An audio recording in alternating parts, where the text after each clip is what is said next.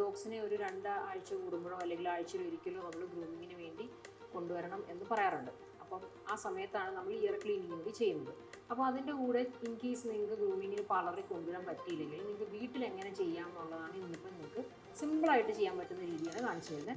അതിന് വേണ്ടിയിട്ട് നമുക്കൊരു ഇയർ ക്ലീനിങ് സൊല്യൂഷൻ വേണം, പിന്നെ കുറച്ച് കോട്ടൺ വേണം.